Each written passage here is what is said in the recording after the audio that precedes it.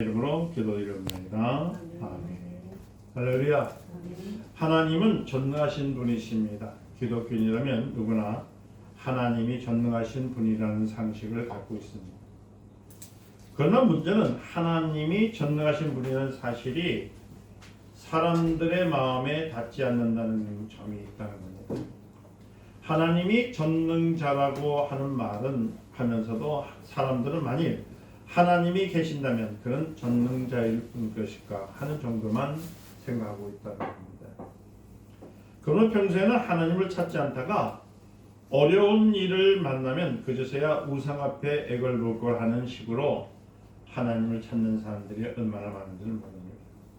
우상은 우리에게 어떤 약속도 또한 어떤 응답도 줄 수 없습니다.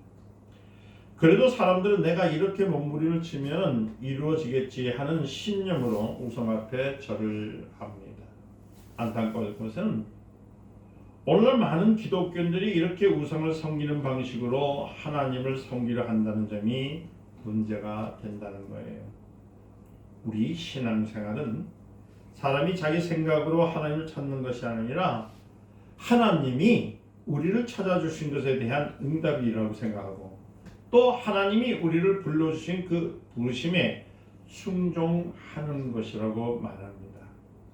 우상 숭배는 이와 반대로 사람이 내가 이렇게 하면 소원을 이루겠다, 또 저렇게 하면은 모든 문제를 해결받겠다는 신념으로 우상을 택하는 것이지 우상이 사람을 택하는 것이 아닙니다.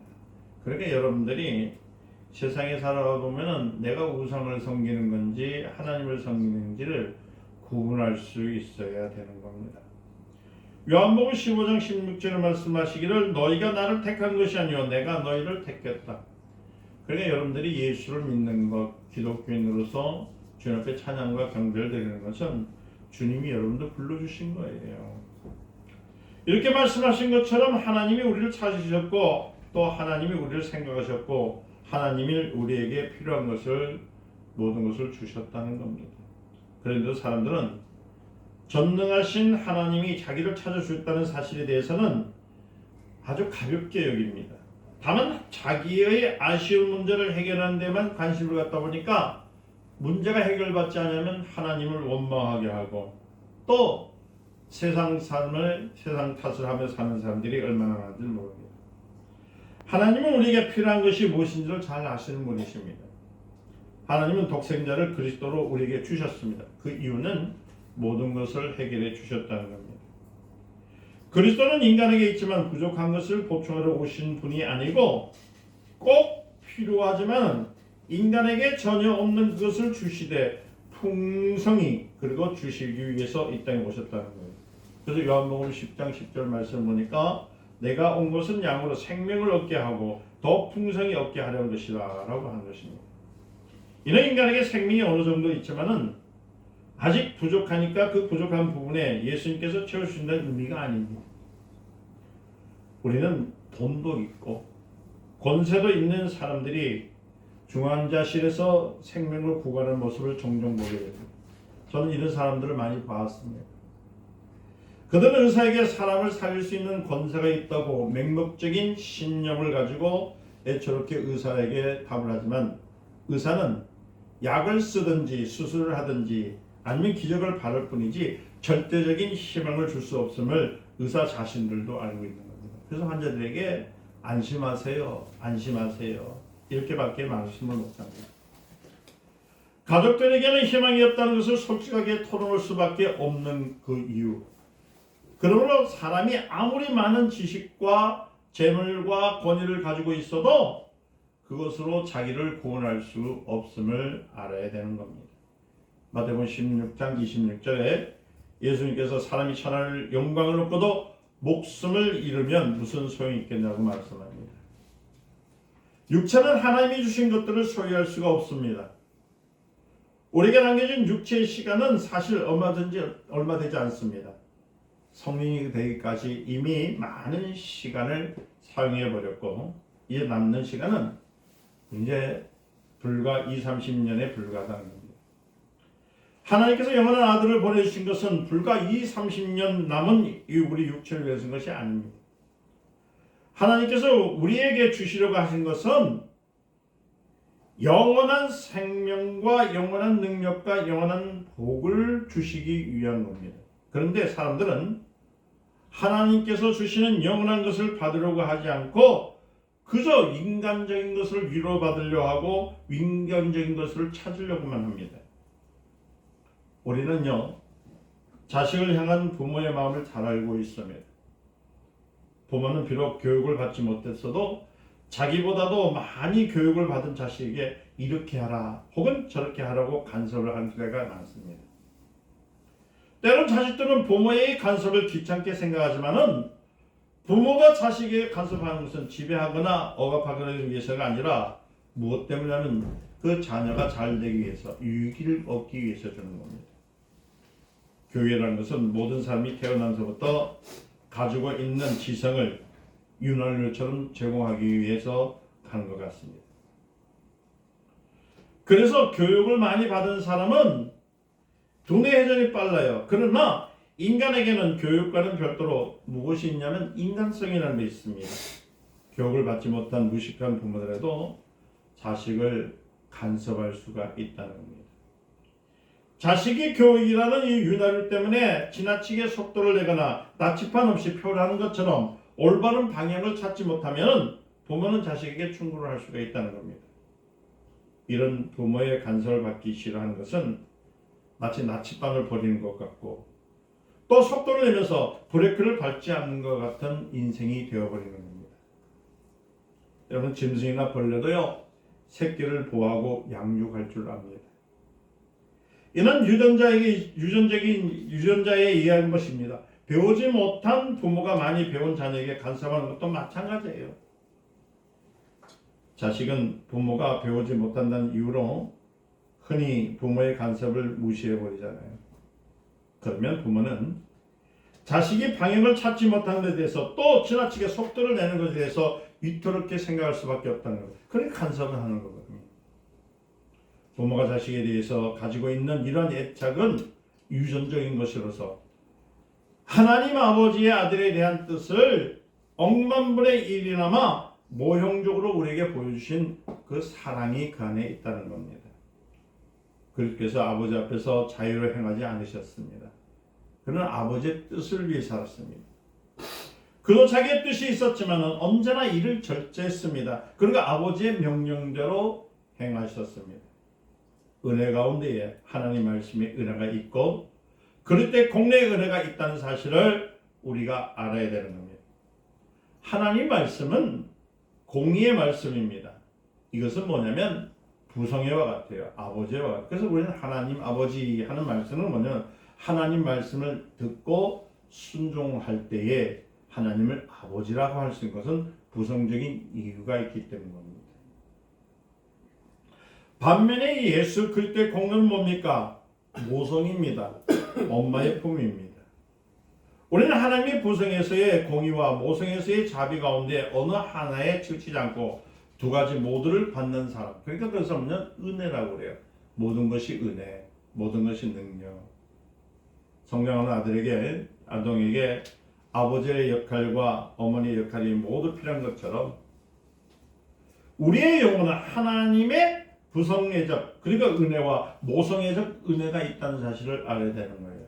그러니까 여러분들이 하나님 아버지 할 때는 그 아버지의 부성애 그리고 우리 하나님 아버지를 떳떳하게 부르는 거예요. 주 예수여 했던 것은 모성애적인 그런 역할이 있기 때문에 우리가 주님 앞에 품는 거예요. 그래서 예수님은 모든 것을 품어주시거든요. 수고하고 무거운 짐을 지라 다 내게 오너라. 엄마는 밖에서 그 자녀가 어렵고 힘들고 또 그 다음에 괴로움이 있을지라도 엄마 품속에 들어가면 그 자녀는요 모든 것이 다 풀리는 거예요. 이와 같이 우리가 예수 그리스도의 품속에 들어가면 어머니 품속같이 모든 것을 해결받을 수 있다는 사실이에요. 하나님께서 그리스도를 통해서 본래 인간에게 없던 것들을 증여해 주셨잖아요. 이는 인간이 세상에서 흙을 받고 사는 동안에 필요한 것이 아니라 이 세상은 떠납니다. 하늘의 영계에 가서 영원히 살기 위해서 우리에게 필요한 것들을 지금 우리에게 주시고 있다는 겁니다. 그리스도께서 인간에게 꼭 있어야 하지만은 인간이 스스로 찰 수 없는 그것을 우리에게 주셨다는 거예요. 그리스도는 인간에게 50%만 필요한 분이 아닙니다. 100% 필요한 생명, 100% 필요한 복, 100% 필요한 능력을 우리에게 주신다는 거예요. 그래서 예수를 믿으면서 우리가 얻는 것은요, 뭐 0.0% 뭐 모자란 것이 아니에요. 완전히 퍼펙트한 하나님의 능력을 우리에게 주신다는 겁니다. 하나님의 은혜를 받고 이를 위해서 하나님의 말씀에 순종할 사람은 우리가 아니라 바로 나라는 사실. 그래서 여러분들 신앙생활은 개인이에요. 아버지가 잘 믿으니까 나는 잘 믿어야 된다는 그런 고정관념은요 사라져야 되는 겁니다. 나와 하나님 사이에 내가 하나님을 믿느냐 안 믿느냐에 따라서 구원을 받느냐 하나님의 분복을 받느냐. 그래서 믿음의 전쟁이라는 것은 뭐냐면은 하나님을 내가 어떻게 믿고 있느냐에 대해서 나 스스로가 알아야 된다는 겁니다. 예수님께서 저희들에게 말씀할 때 흔히 너희가 라고는 복수형을 많이 씁니다. 그러나 이는 불특정한 사람들에게만 말씀하는 것이 아니라 누구냐면요 제자들과 각자 사람들에게 말하는 것이었어요. 그러니까 하나님께서 그리스도의 세상을 주셨단 말도 세상에 있는 불특정 사람들에게 그리스도를 주셨단 말이 아니에요. 예수님께서 너희가 라고 할 때 비록 다수의 제자들과 함께 듣기 때문에 너희가란 말로 복수형인 단어를 사용했지만 그 말씀을 받아야 할 사람은 누구냐면 우리가 아니라 나입니다. 나. 속담에 여러분들 이런 말이 있습니다. 주인이 많은 집에 객이 굶는다는 말이 있어요. 주인은 한 사람만 있으면 돼요. 그런데 오늘날 교회가 전부 다 주인이에요. 나라도 마찬가지예요. 대통령 한 사람만 있으면 돼요. 대통령 여러 사람 필요 없어요. 교회도 마찬가지예요. 우리의 신앙생활은 또 하나님 한 분이면 됩니다. 그분이 주인입니다. 그런데 요새는 어떻게 교회 내에서 주인들이 그리 많은지 주인마다 내가 대접하지 않아도 누군가 하겠지 하는 생각 때문에 아무도 손님을 대접하지 않는다는 의미로서 이 말이 나오는 거예요. 이와 마찬가지로 사람들은 교회에서 설교나 강구를 들어도 내가 하지 않아도 누군가 듣고 하겠지 하는 생각으로 얼마나 많은 생각을 갖고 있는지 모릅니다. 이렇게 예배당에 앉아서도요 하나님 앞에 있는 나를 생각하지 않습니다. 그저 궁중 속에서 자기를 생각하는데 남이 나를 어떻게 생각하는가. 자기를 생각하기 때문에 하나님이 주시려고 하는 것을 예배 중에 받지 못한 이유가 거기에 있다는 거예요. 제가 오늘 이 대중교회 큰 교회들을 향해서 마음이 아픈 것이 한 가지가 있어요. 사람이 많이 모이고 그리고 예배를 드리는 장소가 커지면 커질수록 자기는 낮아져야 되거든요. 그런데 오히려 자기를 높이려고 결국은 우리의 존재이신 하나님을 잊어버리고 자기의 이름을 높이는 사람들이 얼마나 높인 줄 모릅니다. 이러한 교회는 하나님이 쓰시지 않습니다. 하나님의 교회는 오직 주님밖에 계시지 않습니다. 하나님께서 아담을 부르실 때에 창세기 3장 9절에 말하는 내가 어디 있느냐 물으신 것처럼 오늘날 여러분들에게 지금 주님이 묻습니다. 네가 어디 있느냐. 여기 많은 사람들의 생각을 우리는 묻지 않습니다. 하나님은 개개인의 생각을 묻고 있다는 겁니다. 지금도 하나님께서 내가 어디 있냐고 누굴 찾냐면 나를 찾고 있다는 사실을 여러분들 알아야 되는 거예요. 여러분 다빈치가 그린 거 모나리자 있죠? 그 그림이 유명한 데는 그만한 이유가 있어요. 예를 들어서 500명이 동시에 모나리자를 그림을 본다고 합시다. 비록 많은 사람이 함께 그 그림을 보고 있지만은요, 사람마다 모나리자가 자기를 보고 있다고 느낌을 하는 거예요. 그러니까 모나리자가 유명한 거예요. 그러니까 여기서 보는 사람은 자기를 보고 있다고, 여기서 보는 사람도 자기를 보고 있다. 왜요? 그 모나리자가 이렇게 정면을 보고 있는 게 아니고 이렇게 꼴쳐보고 있거든요. 그러니까 다 보는 것 같이 보인단 말이에요. 500명이든 1000명이든 보면 다 자기만 보고 있는 거예요. 마음이 기쁜 사람은 모나리자가 어떻게 내 기쁨을 알고 미소를 지어주는지라는 생각을 합니다. 또 그런데 마음이 슬픈 사람은요, 또 뭐라냐면 저 모나리자가 내 슬픈 마음을 어떻게 저렇게 잘 아는가. 그러니까 보기에 따라서, 생각에 따라서 그게 느낌을 갖는 겁니다. 그래서 모나리자를 보는 사람은 그 그림을 보고 있는 다른 사람들을 망각하게 되고, 또 오직 모나리자가 자기만이 그 자리에 있는 것 같은 그런 착각을 주기 때문에 그 모나리자의 그림이 그 유명한 거예요.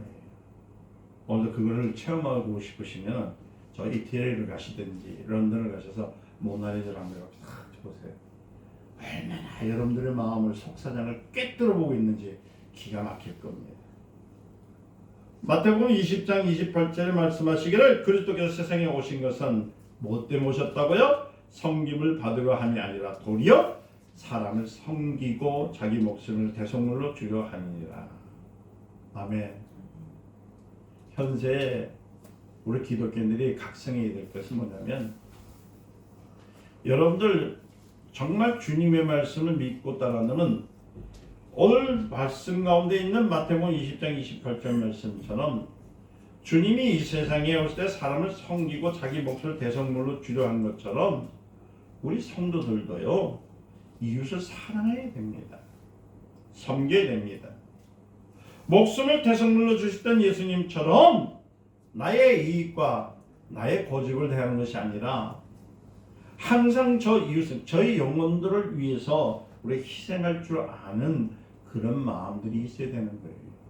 그런 마음이 없으니까 사람들을 보고 뭐 그랬다면서 이번에 뭐 어떤 대통령 뭐 이재명 대통령 죽어야 나라가 산다고. 그것은 하나님이 없는, 그야말로 누가 한 말입니까? 공자가 한 말이잖아요. 그죠? 근데 그런 말을 하면서 사람 마음을 아프게 하면 되겠습니까? 아무리 좀처럼 자식을 섬길지라도 부모의 권위를 여전히 존중해야 되는 것처럼 하나님의 약속 말씀을 존중할 줄 알고 지키는 사람이 바로 기독교인이에요. 그리스도께서 오신 것은 바로 이와 같은 겁니다. 다른 것이 아니에요. 우리를 섬기러 오신 겁니다. 아멘. 그래, 여러분들이 있잖아요. 지금 여러분 계신 자리에서 성경을 받고 계시는 것이지 여러분들이 하나님을 섬기고 있다고요? 아닙니다. 우리 입장을 한번 바꿔 생각해보세요. 여러분들이 세상 살면서 온갖 죄를 짓고요, 온갖 나쁜 일을 하면서 온갖 싸움을 많이 한다 할지라도 우리 주님은 한 번도 여러분들에게 탓하지 않잖아요. 그럴 때마다 내게 오너라, 내가 너를 품어주리라, 수고하고 무거운 짐진 자들아 다 내게 오라, 내가 너를 쉬게 하리라. 이렇게 섬김을 받으러 오신 예수님. 그래서 섬기러 오신 예수님은 뭐라고 말씀하시면 너희는 내 살을 먹으라, 내 피를 마셔라. 그러면서 우리에게 자기 살과 피를 나눠주신 것처럼 우리도 주님의 말씀을 준행해야 될 줄 알아야 되는 겁니다. 사람들은 죽은 것을 먹지 않고요, 언제나 살아있는 것을 잡아먹잖아요. 가축도 산 것을 잡아먹고 생선도 산 것을 잡아먹고 채소도 산 것을 요리해서 먹지 썩지 않는 것을 먹습니다. 주님은 너희가 내 살을 받아 먹으라, 내 피를 받아 먹으라 하면서 자기의 산 몸을 주신 이유는 그렇게 살아라는 뜻이에요. 이것을 먹어야 인간은 영원한 생명과 복과 능력을 가질 수 있다는 거예요. 그리스도의 살과 피를 먹고 마음으로서 마심을 통해서 무엇이 생기냐면 그때부터 믿음이 생기는 거예요. 그 많은 분들이 전화를 와서 저한테 그러잖아요. 목사님, 내가 믿음이 없는데 믿음이 어떻게 생기겠습니까? 그때 제가 항상 답하는 것은 뭐냐면 예수의 살을 먹으세요. 예수의 피를 마시세요. 아니 어떻게 예수의 살과 예수의 피를 어떻게 마십니까? 여러분들이 예수의 살과 예수의 피를 마시지 않으면 믿음이 생기지 않습니다. 근데 많은 사람들은 믿음을 대신 무엇을 얘기하고 있냐? 신념을 자꾸 고집하는 거예요. 병 고침을 받으려는 산도야 하나님이 나를 고치신다고 많은 그런 믿음이라고 하지만은 그런 믿음이 아니에요. 신념이에요.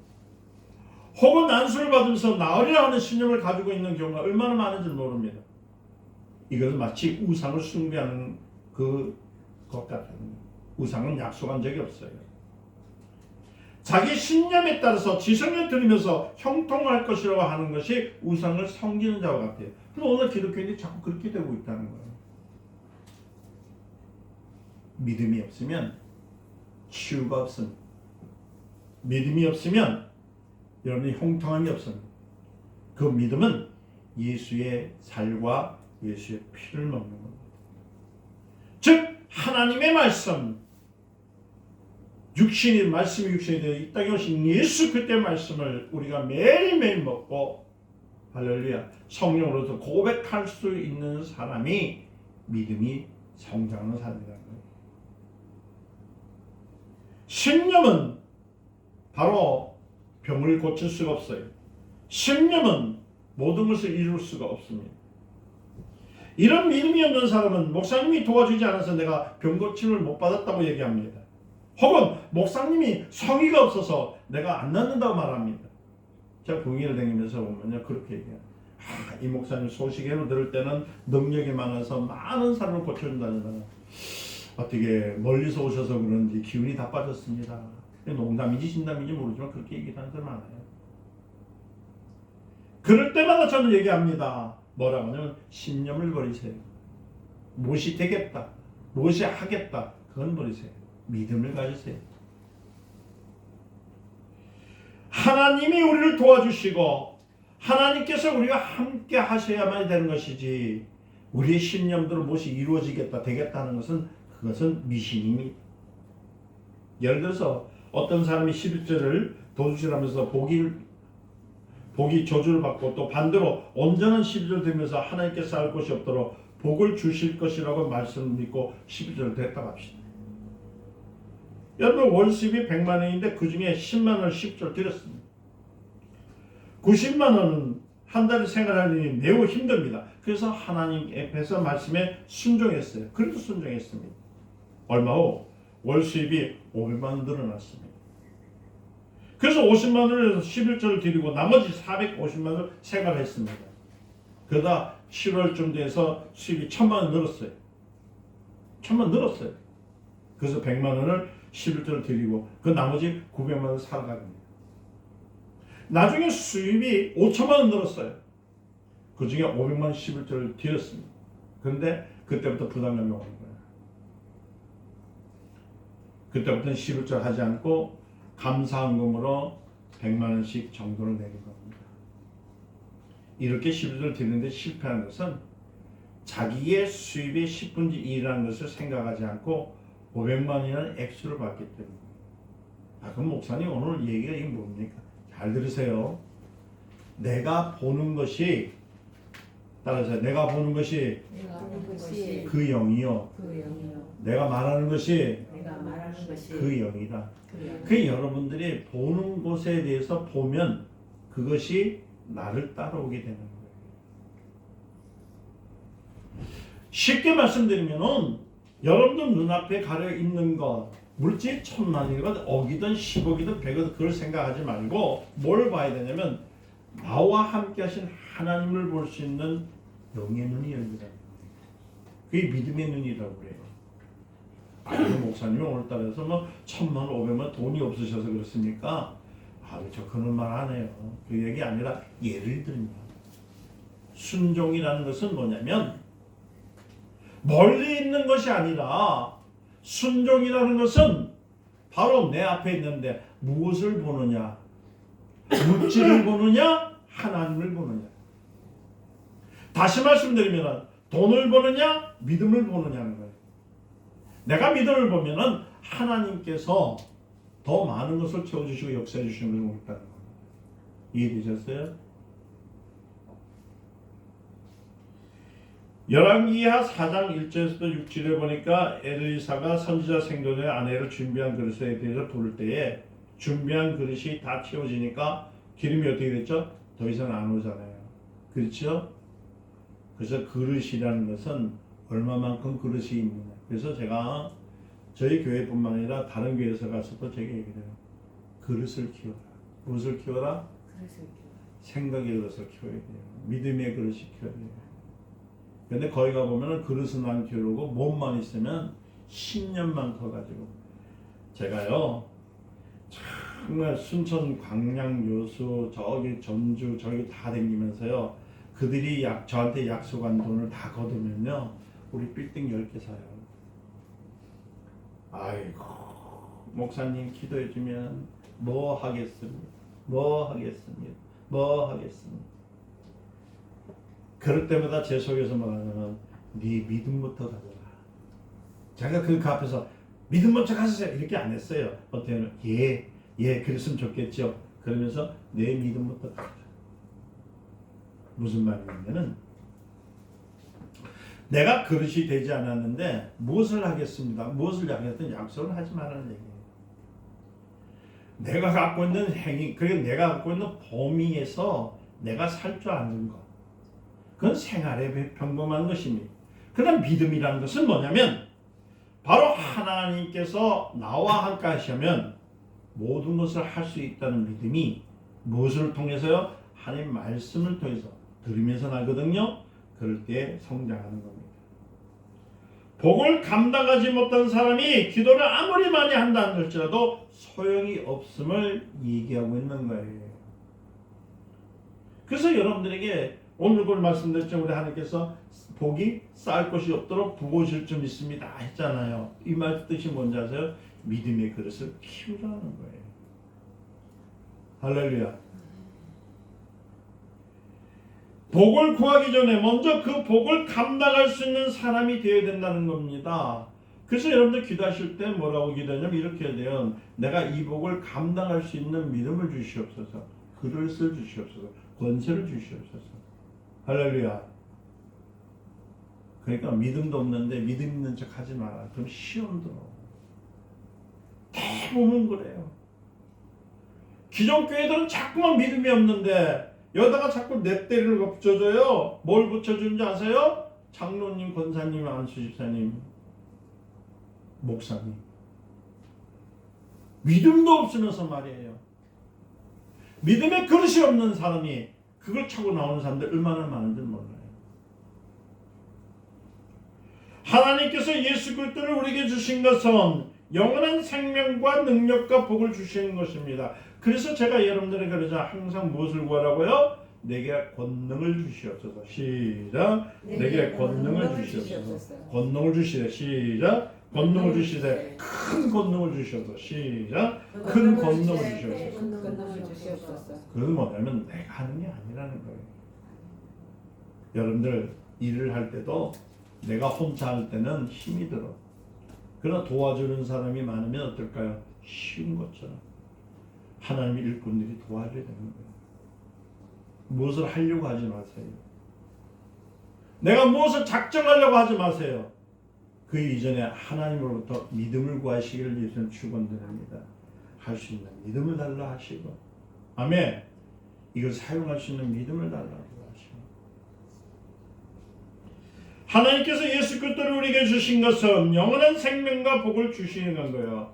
부모가 자식에게 좋은 것을 주듯이 그리스도는 세상에 오셔서 우리를 섬기려고 했다는 겁니다. 섬긴다는 말의 뜻을 잘 아셔야 됩니다. 뭐냐면 우리가 구하는 것은 모든 것을 주신다는 얘기예요.